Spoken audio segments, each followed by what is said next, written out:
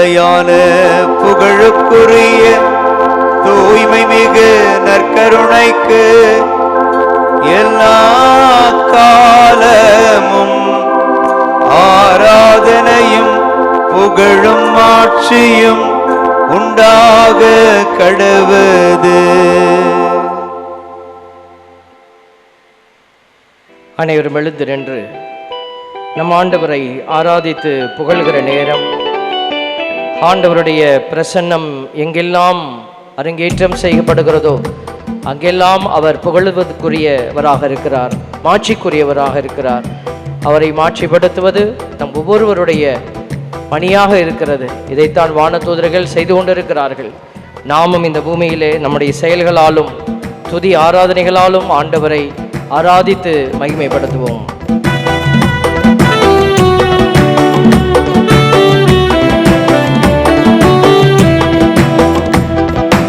ஆராதனை ஆராதனை இயேசு இறைவனே, ஆராதனை ஆராதனை இம்மானுவேலனே, ஆராதனை ஆராதனை இயேசு இறைவனே, ஆராதனை ஆராதனை இம்மானுவேலனே. கைகளை சேர்த்து ஆராதனை ஆராதனை ஆராதனை ஆராதனை ஆராதனை ஆராதனை ஆராதனை ஆராதனை. கைகளை தட்டி ஆராதனை ஆராதனை இயேசு இறைவனே, ஆராதனை ஆராதனை இம்மானுவேலனே, ஆராதனை ஆராதனை இயேசு இறைவனே, ஆராதனை ஆராதனை இம்மானுவேலனே.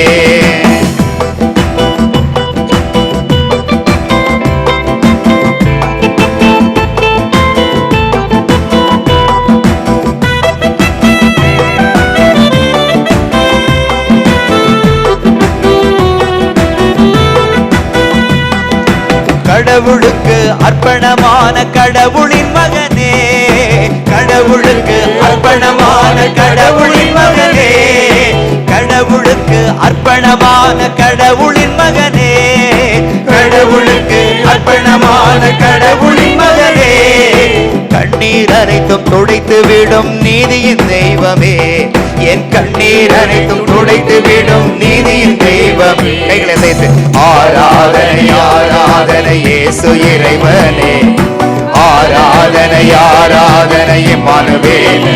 கைகளை அசைத்து ஆராதனை ஆராதனை இயேசு இறைவனே, ஆராதனை ஆராதனை இம்மானுவேலனே. கைகளை தட்டி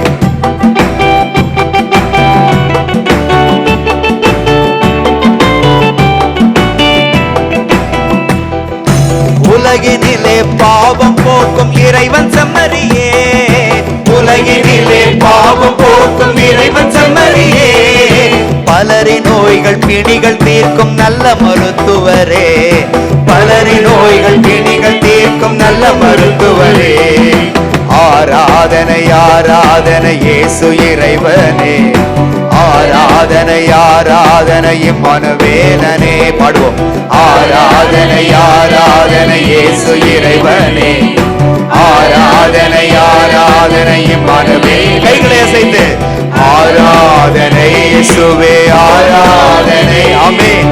ஆராதனை ஆராதனை. ஆமென். ஆராதனை ஆராதனை ஆராதனை ஆராதனை. ஹல்லேலூயா ஹல்லேலூயா ஹல்லேலூயா ஹல்லேலூயா. அப்படியே கண்களை மூடி கரங்களை விரித்து ஆண்டவரை இதயத்தாலும் இது உள்ளத்தாலும் உங்களுடைய அறிவாலும் ஆற்றலாலும் புகழ்ந்து கொள்ளுகிற நேரம். இயேசுவே நன்றின்னு சொல்வோம். ஆண்டவருக்கு நமக்கு செய்த நன்மைகளை நினைத்து நன்றி சொல்லுகிற நேரம். ஒப்பு கொடுத்து ஜெபிப்போம். உடல் உள்ளம் ஆன்மாவை ஒப்பு கொடுங்க.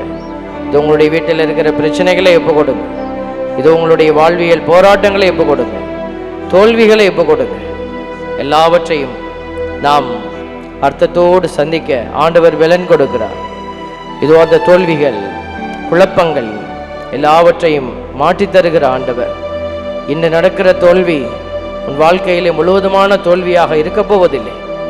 கடவுளுடைய தோல்வியை மாற்றப் போகிறார். குழப்பத்தை மாற்றப் போகிறார். ஆமென். ஆகவே தான் ஆண்டவர் சொன்னார், காத்திருப்போரை நலன்களால் நிரப்புவேன். ஆமென். நீ நம்பிக்கையோடு காத்திரு. ஒரு ஒப்பு கொடுப்போமா? எல்லோரும் ஆண்டவர்கிட்ட ஒப்பு கொடுத்து செபிப்போம். உடைய மனசுல இருக்கிற வலிகள், வேதனைகள், பலவீனங்கள், நோய்கள், ஆண்டவரை விட்டு விலகி போன நேரங்கள், வாய்ப்பு கிடைத்த போது அதை சரியாய் பயன்படுத்தி கடவுளுக்கு மாற்றி கொடுக்காமல் அவமானத்தை கொடுத்த நேரங்கள் எல்லாவற்றையும் ஒப்பு கொடுப்போம். பலவீனம் பாவம் அல்ல, இந்த பலவீனத்திலே நிலைத்திருப்பது பாவம். தீய எண்ணங்கள் பாவம் அல்ல, தீய எண்ணத்திலே நிலைத்திருப்பது பாவம். ஆண்டவர் உள்ளத்திலே வருகிற எல்லா காரியத்தையும் அவர் அறிகிறவராய் இருக்கிறார். ஒப்பு கொடுங்க, எல்லாரும் ஒப்பு கொடுத்து செபிப்போம். ஹல்லேலூயா ஹல்லேலூயா ஹல்லேலூயா ஹல்லேலூயா ஹல்லேலூயா ஹல்லேலூயா ஹல்லேலூயா. நன்றி இயேசுவே, நன்றி ஆண்டவரே. பிள்ளைகளோடு சேர்ந்து எங்கள் வாழ்வில் நீர் செய்த எல்லா காரியத்தையும் ஒப்பு கொடுத்து ஜெபிக்கிறோம். ஆண்டவரே, நீர் எங்களுக்காக செயல்படுத்தின எல்லா காரியங்களையும் ஒப்பு கொடுத்து ஜெபிக்கிறோம். ஆண்டவரே, நாங்கள் எல்லா விதமான சூழல்களிலும் உமக்கு சான்று பகருகிற பிள்ளைகளாக இருக்க வேண்டும் என்று நீர் விரும்பினீர். ஆண்டவரே, திருத்தூதர்கள் அப்படியாக நின்று சான்று பகிர்ந்தார்கள், அதையே போதித்தார்கள், கேட்டவர்களும் அதையே நம்பினார்கள். ஆண்டவர் தாமே இந்த அற்புதமான அடையாளத்தின் வழியாக அவர்களை ஒன்றிணைத்தீரப்பா. அவர்கள் இணைவரும் இணைந்து உமக்கு சான்று பகிர்ந்தார்கள். நாங்களும் இந்த திரு அவையில் உமக்கு உகந்த சாட்சியாக நிற்கணும்ப்பா. தீமைக்கு சாட்சியாக இருக்கக்கூடாது தகப்பனே. பிசாசினுடைய கைக்கூலியாக நாங்கள் செயல்படக்கூடாது தகப்பனே. எங்களை ஒப்பு கொடுத்து ஜெபிக்கிறோம். ஹல்லேலூயா ஹல்லேலூயா ஹல்லேலூயா ஹல்லேலூயா ஹல்லேலூயா ஹல்லேலூயா ஹல்லேலூயா ஹல்லேலூயா ஹல்லேலூயா ஹல்லேலூயா ஹல்லேலூயா ஹல்லேலூயா ஹல்லேலூயா ஹல்லேலூயா. நன்றி இயேசுவே, நன்றி ஆண்டவரே. நன்றியோடு துதிக்கிறோம். பிள்ளைகளையும் அவர்கள் ஒப்பு கொடுத்திருக்கிற கொண்டிருக்கிற ஜெபத்தையும் நீர் ஆசீர்வதிக்கிறீரப்பா. இந்த இரக்கம் பிள்ளைகளை மனம் மாற்றுவதற்காக, கடந்து வந்த கசப்புகளை மாற்றுவதற்காக, தோல்விகளை மாற்றுவதற்காக, எங்கள் ஆண்டவரை விட்டு விலகி அந்த நேரத்தை எல்லாம் மாற்றி தருவதற்காக நன்றி செலுத்துகிறோம். ஆண்டவரே, இந்த இரக்கத்தில் ஒப்பு கொடுக்கிறோம். ஆண்டவர் தாமே நீர் எங்களோடு தங்கும்படியாக, என்னாலும் நாள் உங்களோடு இருக்கும்படி ஆண்டவரே எங்களுக்கு அருள் புரியும்படியாக எங்களை ஒப்பு கொடுத்து ஜெபிக்கிறோம். ஆசீர்வதியும் ஆண்டவரே. இதோ உம்முடைய இரக்கம் நிறைந்த கரத்திலே எங்களை ஒப்பு கொடுக்கிறோம். மேகமாய், மேகஸ்தம்பமாய் இதோ இந்த இடத்தை நிரப்புவீராக. வேறு இடத்திலிருந்து இந்த இடத்திற்கு ஓடி வந்திருக்கிற அன்னையினுடைய பெயரால் நான் இணைந்து ஜெபிப்பேன். நான் திருச்சபையை கட்டி எழுப்ப ஏதாவது செய்வேன் என்கிற மனநிலையோடு நின்று கொண்டிருக்கிற பிள்ளைகளை நீரே இப்பொழுது மேகஸ்தம்பமாய் நிரப்புவீராக. அன்று பிள்ளைகளை வழிநடத்தின நெருப்பு தூணை போல, மேகஸ்தம்பத்தை போல பிள்ளைகளை நீரே முன்னும் பின்னும் மேலும் கீழும் மரணாயிருந்து வழி நடத்தும்படியாக ஒப்பு கொடுத்து ஜெபிக்கிறோம். ஸ்ரீ நன்றி, ஸ்ரீ நன்றி, நன்றி, நன்றி. மேகமே, மகிமையின் மேகமே, இந்த நாளிலே இறங்கி வாருமே. மேகமே, மகிமையின் மேகமே, இந்த நாளிலே இறங்கி வாருமே. கையளவு மேகம்தான் பெருமழை பெய்தது. கையளவு மேகம்தான் பெருமழை பெய்தது. இவ்வாலயம் முழுவதும் அருள்மழை பெய்யணுமே. இவ்வாலயம் முழுவதும் அருள்மழை பெய்யணுமே. மேகமே, மகிமையின் மேகமே, இந்த நாளிலே இறங்கி வாருமே. மேகமே, மகிமையின் மேகமே, இந்த நாளிலே இறங்கி வாருமே. அப்படி அமர்ந்து கொள்வோம். ஆண்டவர் அன்றிலிருந்து இன்று வரைக்கும் எத்தனையோ வழிகள் வழியாக நம்மை வழிநடத்தி கொண்டிருக்கிற கடவுள். ஆகவே தான் இந்த கடவுள் இன்றைக்கு பெயர் பெற்ற கடவுளாக, இந்த கடவுள் உண்மையின் கடவுள் என்று அறிக்கை செய்யப்படுபவராக காணப்படுகிறார் பிள்ளைகளே. ஆகவே தான் ஆண்டவர் அதே மனநிலையோடு தான் மக்களை நோக்குகிறார். பைபிளில் என்ன சொல்லியிருக்கு? விண்ணகத்திலிருந்து கடவுள் தேடுகிறார், நேர்மையாளர் யாராவது கிடைப்பாங்களான்னு. ஒருவரும் இல்லை என்று எழுதப்பட்டிருக்கிறார்.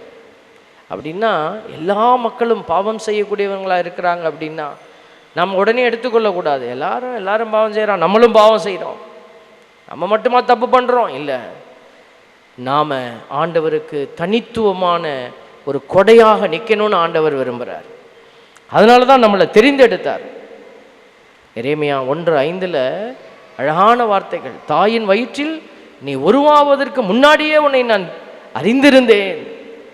அப்போ பாருங்களேன், அப்பா அம்மாவுக்கு நம்ம இவ்வளோ கீழ்ப்படியணும்னு சட்டத்திட்டங்களை படித்து வச்சிருக்கிறோம்.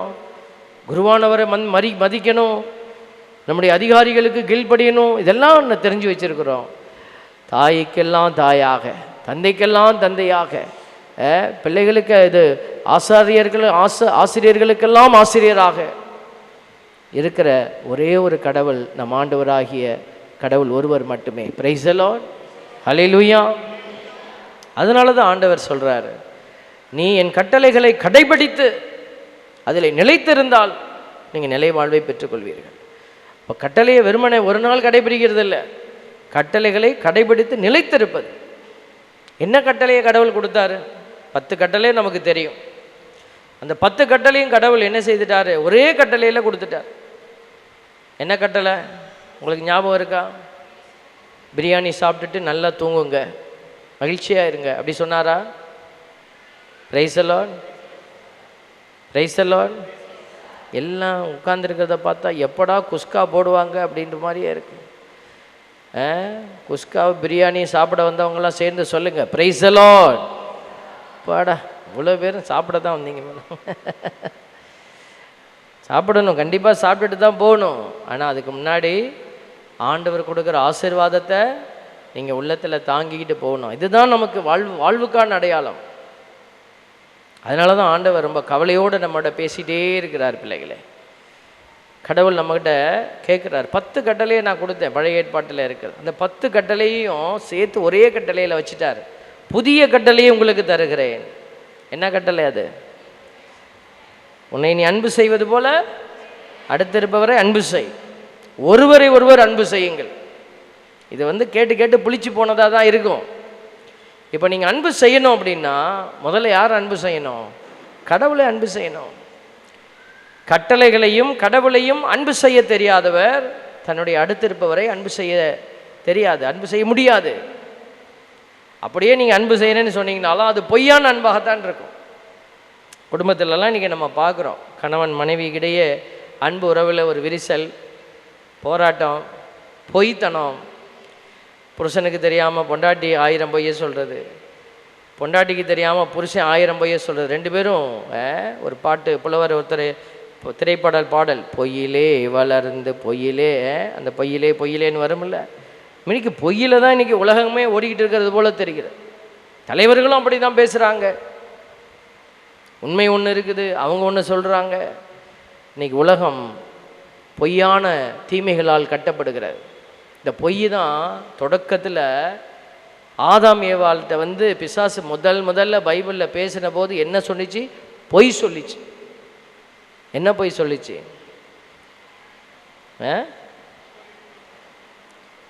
நமக்கெல்லாம் பழத்தை பறித்து சாப்பிடுன்னு சொன்னது தான் ஞாபகம் இருக்கும் இல்லையா? முதல்ல என்ன சொன்னிச்சு?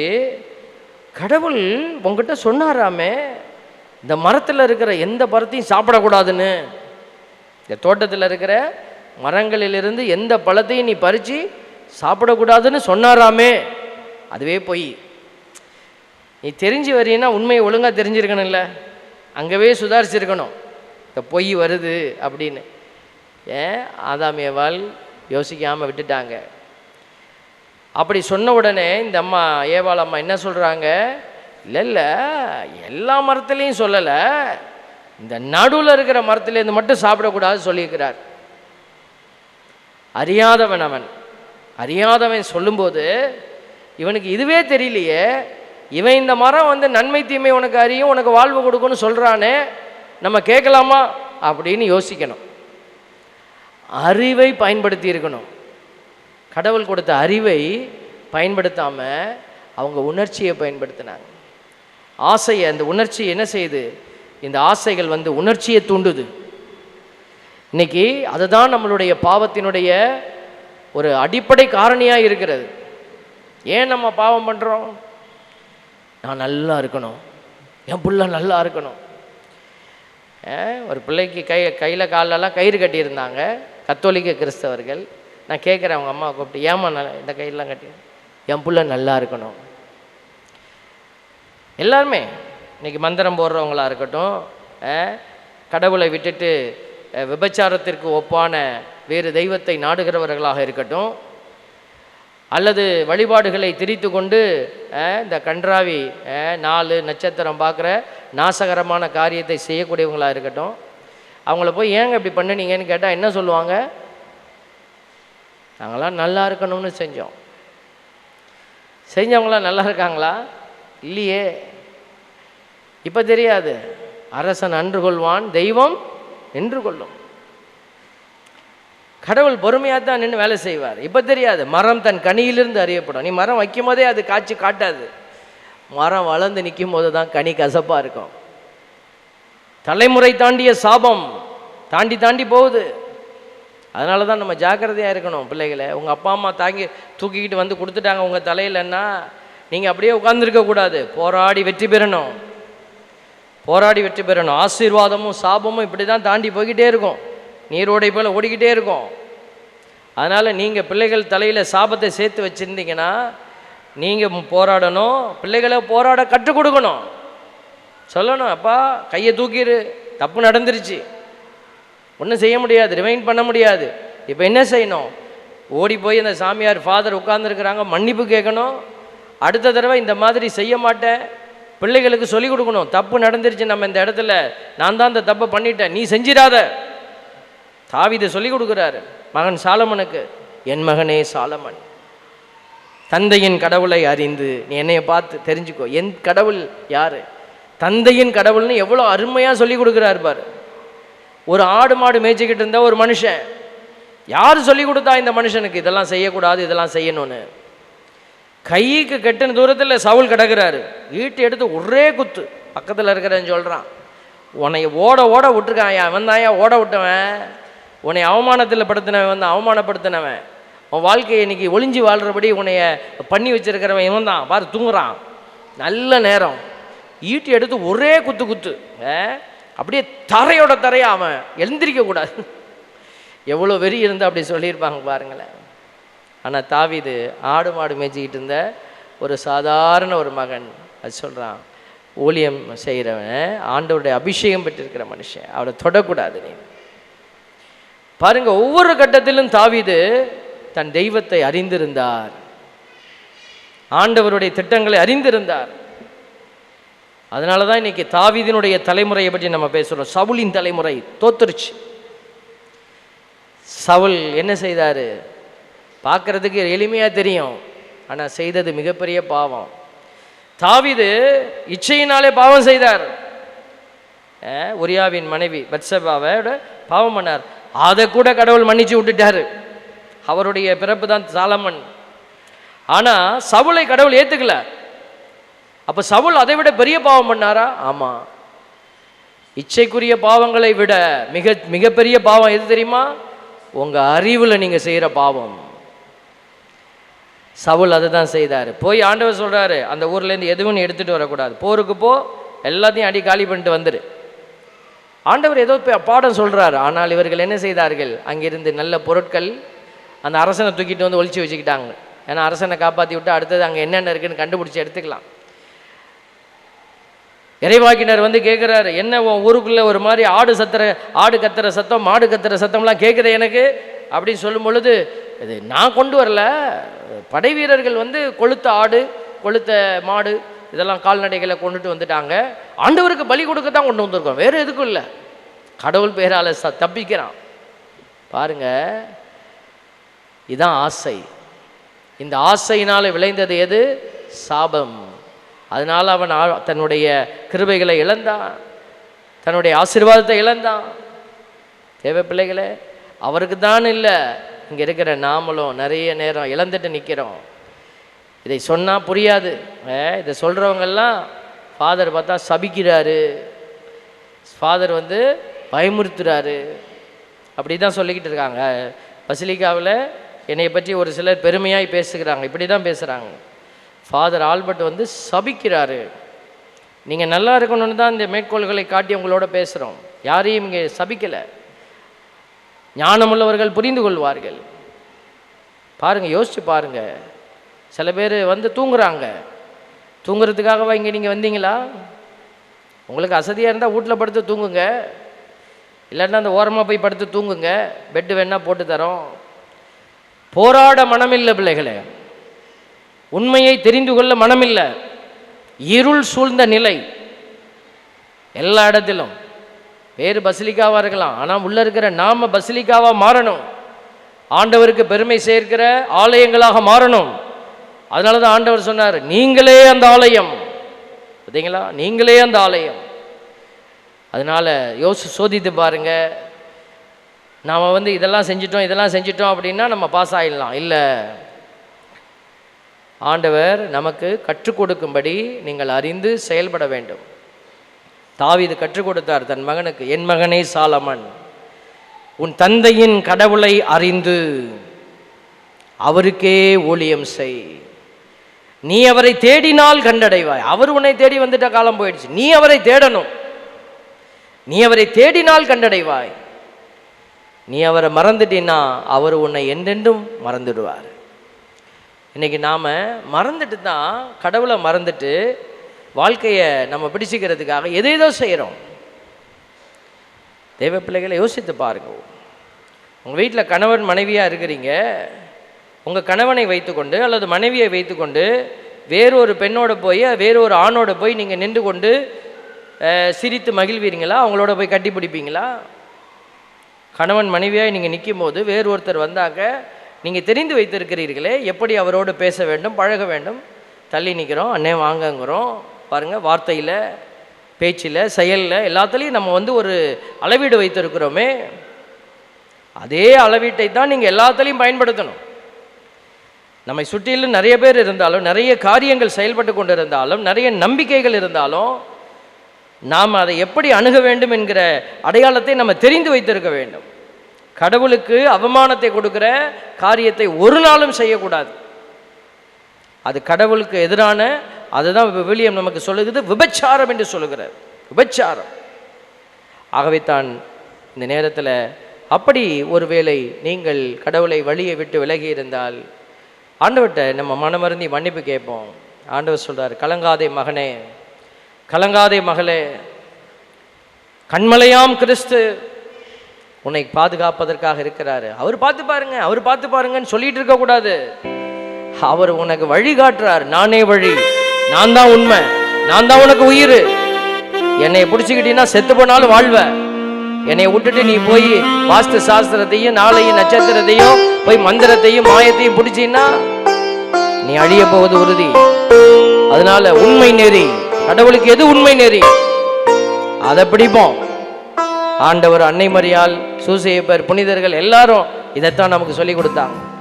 பவுலடியார் கோயில் கட்டிக்கிட்டு அங்கே பக்தி முயற்சியை ஓரமாக வச்சு நடத்திக்கிட்டு இருக்கல பிள்ளைகளை.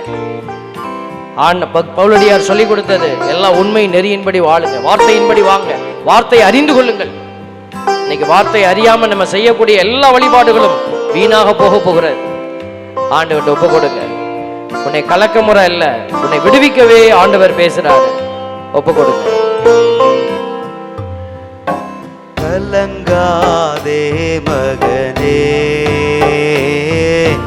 கலங்காதே மகளே,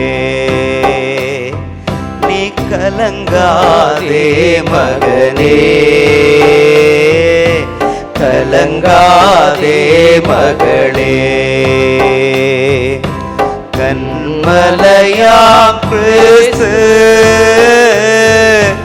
கைவிடவே மாட்டார், கைவிடவே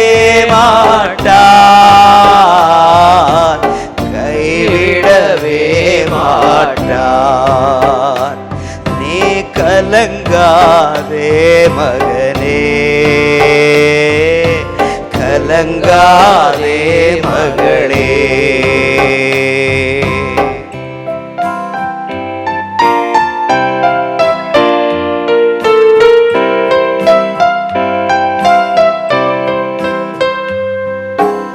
உலகம் வெறுத்து பேசலாம், காரணமின்றி நகைக்கலாம்.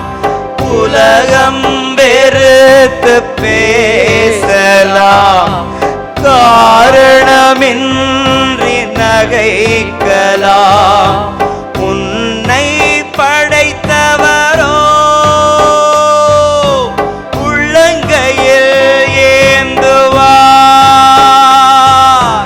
உன்னை படைத்தவரோ உள்ளங்கையில் ஏந்துவார். உள்ளங்கையில் ஏந்துவார். உள்ளங்கையில் ஏந்துவார்.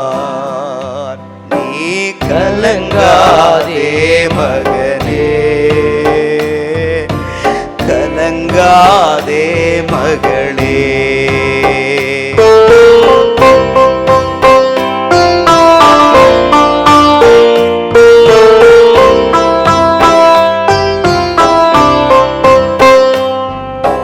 மலைகள் பெயர்ந்து போகலாம், குன்றுகள் அசைந்து போகலாம். மலைகள் பெயர்ந்து போகலாம், குன்றுகள் அசைந்து போகலாம். மனதுருகும் தேவன் மாறிடவே மாட்டார். மனதுருகும் தேவன் மாறிடவே மாட்டார். மாறிடவே மாட்டார். மாறிடவே மாட்டார். நீ கலங்காதே மகனே, கலங்காதே மகளே. கண்மலையாம் கிறிஸ்து கைவிடவே மாட்டார். கைவிடவே மாட்டார். கைவிடவே மாட்டார். உன்னை கைவிடவே மாட்டார். எழுந்து நிற்போமா? எல்லாரும் எழுந்து நின்று ஆண்டவருக்கு முன்பாக, இதோ கடவுள் கைவிட மாட்டார், எப்படியாவது காப்பாற்றிடுவார். இல்லை பிள்ளைகளே, சரியான விதத்தில் நாம் செயல்படாமல் போனால் ஆண்டவரால் கூட நம்மை காப்பாற்ற முடியாது. உதாரணம், யூதாஸ் இஸ்காரியோத்து ஏதோ ஒன்றை செய்கிறோம் என்று அறிவற்ற நிலையிலே செய்தான். எப்படியாவது நான் இயேசுவை வைத்து நான் ஒரு ஆதாயம் பார்க்க போகிறேன், எப்படியாவது இந்த இயேசுவை நான் காட்டி கொடுத்துட்டேன்னா அவர் ஒரு பெரிய பதவிக்கு வந்துடுவார். எனக்கு கிடைக்க போகிற பதவி பெரிய பதவி, பொருளாதாரம், என் கையில் பணப்பையோடு நான் உட்கார்ந்துருக்க போகிறேன். பாருங்க, அவன் கெட்டவன் என்று சொல்ல முடியாது, அவனுடைய எண்ணம் தவறாக இருந்தது, அவ்வளோதான். இன்றைக்கி நம்முடைய எண்ணங்களையும் சோதித்து அறிந்து பாருங்க. நீங்கள் செய்கிறதெல்லாம் சரி சரின்னு செய்துட்டு இருக்கீங்களே, என்னைக்காவது எங்கேயாவது போய் ஃபாதர் இப்படி நான் செய்கிறேன், இது சரியா என்று கேட்டிருப்பீங்களா? நாங்கள் அறிவுறுத்துகிறோமே, இந்த அறிவுறுத்தலை கேட்டு மனம் மாறி இருக்கிறீங்களா? சொல்கிறோம், கையில் கயிறு கட்டாத சொல்கிறோம், எதுக்கு கட்டுறீங்க, காலில் கயிறு கட்டுறீங்க அப்படி சொல்கிறோம். எத்தனை பேர் அதை உடனே எடுத்துட்டு ஆண்டவருக்குள்ளே நம்ம வந்திருக்கிறோம். நம்ம அதே சாக்கடையிலேயே பயணிக்க நினைக்கிறோம். கடவுள் எப்படி காப்பாற்ற முடியும்? கலங்காதேன்னு சொல்கிறாரு, ஆனால் அவர் உங்களை கைவிட போகிற நேரம் கூட உண்டு பிள்ளைகளே. அவராலே முடியாது. என்னை விட்டு அகன்று போங்கள் அப்படின்னு சொல்லுவார், பைபிளில் சொல்லியிருக்கு, நான் சொல்லலையே, எல்லாம் பைபிள்லேருந்து தானே நான் கொடுக்குறேன் உங்களுக்கு வார்த்தைகளை. நெறி கெட்டோரே, அவனை தூக்கி அங்கே எரியுங்க, அழுகையும் பட்கடிப்பும் அங்கே இருக்குமா. ஆண்டவர் இரக்கம் உள்ள தேவன் எப்படி தூக்கி விட்டு எறிவார நரகத்தில் எரிவார்னு போட்டிருக்கு. அப்ப கடவுள் இரக்கத்தின் தேவனா இன்னைக்கு தான் நீங்க பார்க்க முடியும், நாளைக்கு பார்க்க முடியாது. அதனால நாளைக்கு பார்த்துக்கிறேன், நாளைக்கு நான் மாறிக்கிறேன் இல்ல, இன்றே மீட்பு நாள், இன்றே சரியான நாள். மாதாமாட்ட பேரை சொல்லிக்கிட்டு நம்ம ஏமாந்துடக்கூடாது. ஆண்டவர் கொடுக்கிற விடுதலையை பெற்றுக்கொள்ளணும் அப்படின்னா ஆண்டவருடைய பிள்ளைகளாக நீங்கள் உண்மையின் பிள்ளைகளாக, வார்த்தையின் பிள்ளைகளாக, வார்த்தையை வாசித்து நம்புகிற பிள்ளைகளாக மாறணும். இதுதான் அன்னை மரியாள் நமக்கு கற்றுக் கொடுக்கிற பாடம். மந்திரத்தில் மாங்காய் காய்க்காது, செயல்பாடு. அன்னை மரியாள் செஞ்சுட்டு தான் கடவுளுக்கு முன்னாடி நீதியுள்ள மகளா நின்னாங்க. சூசையப்பர் செயல்பட்டுட்டா நீதியுள்ள மகனா நின்னாரு. நீங்களும் நானும் எதுவுமே செய்யாம ஒரு மாலையை வாங்கிட்டு மாதாவுக்கு போட்டுட்டு 10 மெழுகுதிரியை கொளுத்தி வச்சுட்டு நானும் நீதியோடு இருக்கிறேன், ஆண்டவர் எனக்கு மோட்சத்தை திறப்பாரு, கண்டிப்பா நடக்காது பிள்ளைகளே. எதை ஆண்டவர் உனக்கு செயல்படுத்த வேண்டும் என்று கட்டளையிடுகிறாரோ அதை அறியணும், முதல்ல அதை செயல்படுத்தணும், இரண்டும் போகணும். யோசித்து பார்ப்போம். ஆண்டவரே என்னை பலப்படுத்துங்க, நான் நிற்பதும் நிர்மூலமாகாததும் தேவ கிருபை, அந்த கிருபையை நோக்கி நான் மன்றாடுகிறேன், எனக்கு ஞான வெளிச்சத்தை தாரும் என்று மன்றாடுகிறேன். நான் நிற்பதும் நிர்மூலமாகாததும் தேவ கிருபையே, நான் உயிருடன் வாழ்வதும் சுகமுடன் இருப்பதும் கிருபையே. நான் நிற்பதும் நிர்மூலமாகாததும் தேவ கிருபையே, நான் உயிருடன் வாழ்வதும் சுகமுடன் இருப்பதும் கிருபையே.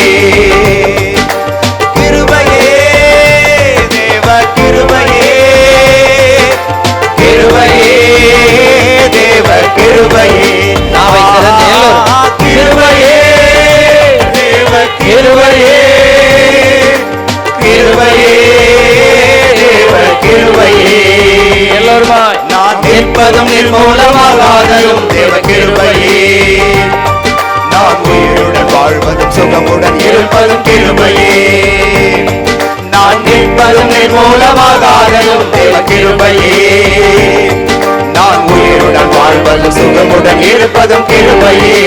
கிருபையே கிருபையே தேவ கிருபையே, கிருபையே தேவ கிருபையே, கிருபையே தேவ கிருபையே, கிருபையே தேவ கிருபையே.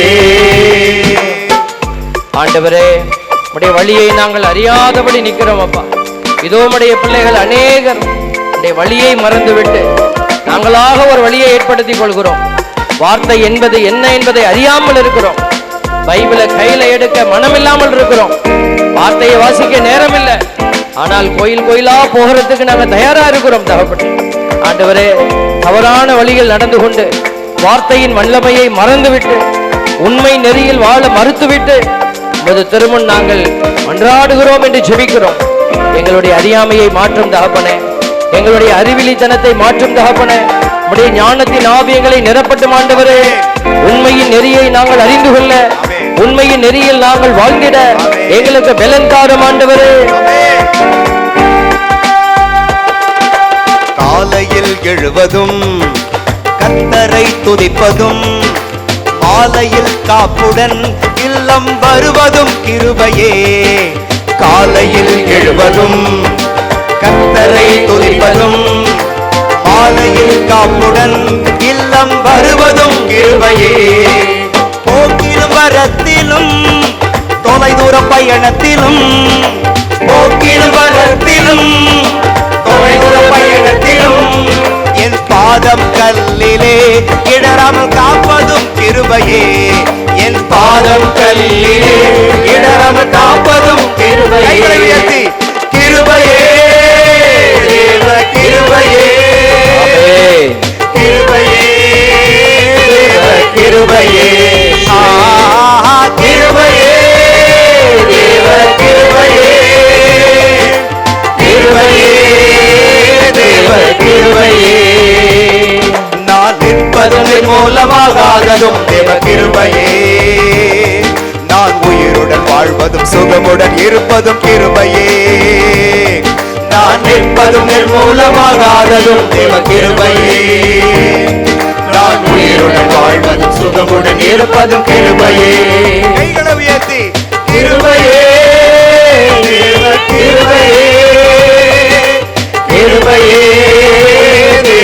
கிருபையே கிருபையே தேவ கிருபையே கிருபையே தேவ கிருபையே ஹalleluya ஹalleluya ஹalleluya ஹalleluya ஹalleluya கைகளை அசைத்து ஹalleluya ஹalleluya ஹalleluya ஹalleluya ஹalleluya ஹalleluya ஹalleluya ஹalleluya கரங்களை மார்பிலே வைப்போம், கண்களை மூடி ஆண்டவர்கிட்ட உறுதியாய் உண்மையாய் கேளுங்க. இதோ நான் திருமுன் வந்து நிற்கும் பொழுது உங்க முகத்தை பார்க்க முடியுமா ஆண்டவரே? இதோ நான் இந்த உலகத்திலே பொய்யானவைகளை செய்துவிட்டு நான் விரும்புவதெல்லாம் எனக்கு எது நன்மை என்று தெரிகிறதோ அதையெல்லாம் செய்துவிட்டு ஆண்டவரே நான் எப்படி உங்களுடைய திருமுன் வந்து நிற்க முடியும் தகப்பனே? நீர் காட்டிய உண்மை வழியை இன்னைக்கு நான் தொடர முடியாமல் நிற்கிறேன் அப்படின்னா என்னை ஒப்பு கொடுக்கிறேன்னு சொல்லி ஒப்பு கொடுக்க. ஆண்டவர் காட்டிய வழி, நானே வழி, நானே உண்மை, நானே உனக்கு உயிர் என்று சொல்லிவிட்டு அவர் சீடர்களுக்கு கொடுத்தது நற்செய்தியை தான். உன் நற்செய்தியை நம்பு, இதோ உன்னுடைய நற்செய்தியை, இறைவனுடைய வார்த்தையை நம்பு. உண்மையின்பால் நீ ஈர்க்கப்பட்ட பிள்ளையாய் மாறு. வெறும் அடையாளங்கள், வெற்று அடையாளங்கள், வெற்று வழிபாடுகள், இதோ இவைகளை நீ நம்பிக்கொண்டிருப்பது அல்ல. வழிபாடுகள் உனக்கு உணர்த்துகிற அந்த உண்மைக்குள்ளே பயணிக்கிற அந்த ஒரு ஆசீர்வாத பயணம். ஒப்பு கொடுப்போம். இயேசுவே, பிள்ளைகளுக்கு உதவி செய்கிற உடைய இரக்கம் இந்த நாளில் உதவி செய்வதாக. திருத்தூதர்கள் இதோ பவுலடியாருடைய பிரிவை குறித்து அவர்கள் வேதனைப்பட்டு அழுதார்கள் என்று சொன்னால் அந்த வார்த்தையினுடைய வல்லமையினால் அவர்கள் இணைந்திருந்தார்கள் தகப்பனே. இன்றைக்கு அந்த வார்த்தை எங்களிடத்தில் இல்லாததினால்தான் குடும்பங்களில் பிரிவு, இதோ இப்படிப்பட்ட திருச்சபைகளில் பிரிவு, ஒற்றுமை இல்லாத நிலை, சண்டை சச்சரவுகள், சாதிய பிளவுகள் என்று நாங்கள் வாழ்ந்து கொண்டிருக்கிறோம் தகப்பனே. அதையெல்லாம் மறைப்பதற்கு பக்தி முயற்சிகளை ஒரு காரணமாக வைத்து விட்டோம். இதை செய்தால் போதும் என்று நாங்கள் எங்களையே ஏமாற்றிக் கொண்டிருக்கிறோம் தகப்பனே. ஆண்டவரே, உண்மை வழிபாடு சமாரிய பெண்ணிடத்திலே நீங்க சொன்னீங்க தகப்பனே. ஆண்டவரே, இந்த மலையிலும் அல்ல அந்த மலையிலும் அல்ல, ஒரு நாள் வரும், அப்பொழுது நீங்கள் கடவுளை ஆவியிலும் உண்மையிலும் தொழுது கொள்வீர்கள். அதுவே உண்மையான வழிபாடு, அதையே தந்தை விரும்புகிறார் என்றும் நீர் வெளிப்படுத்தின அந்த யோவான் நற்செய்தியினுடைய வார்த்தைகளை நாங்கள் நினைவு கூறுகிறோம் தகப்பனே. ஆண்டவரே, நற்செய்தி வெளிப்படுத்துகிற ஆற்றலை நாங்கள் உணர்வதற்கும் அந்த ஆற்றலில் பயணிப்பதற்கும் வந்திருக்கிற ஒவ்வொரு மகனுக்கும் மகளுக்கும் ஞானத்தின் ஆவி அருளப்படுவதாக. உம்முடைய புனிதத்தின் ஆவி இவர்களுடைய இதயத்தை தொடுவதாக. இதோ நான் மாற வேண்டும் என்று உணர்த்துகிற அந்த மாற்றத்தின் ஆவி இவர்களோடு கூட பேசுவாராக. உண்மையை வழிபடுத்தும், உண்மையை எங்களுக்கு கற்றுக் கொடுக்கிற பரிசுத்த ஆவியானவருடைய அபிஷேக வல்லமை பிள்ளைகளை நிரப்பி வழிநடத்த இயேசுவின் நாமத்திலே எங்களை ஒப்பு கொடுத்து ஜெபிக்கிறோம்.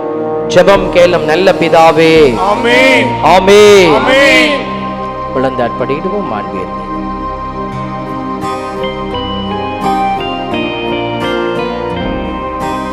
மாண்புயருள்ளடையாளத்தை தாழ்ந்து பணிந்து ஆராதிப்போம். பழைய நியம முறைகள் அனைத்தும் இனி மறைந்து முடிவு பெறுக.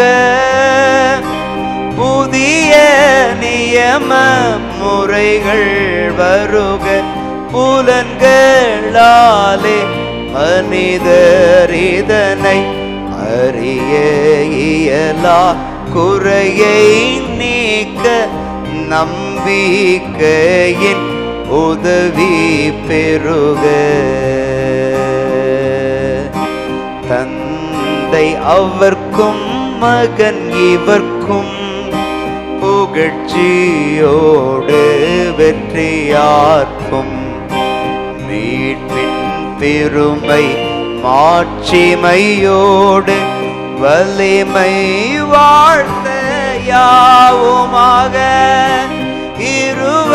இருவரிடமாய் வருகின்றவராம் தூய ஆவி ஆனவர்க்கும் அளவில்லாத சம புகழ்ச்சி என்றுமே உண்டாகுக.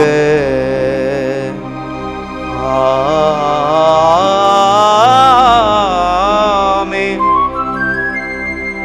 மன்றாடுவோமாக.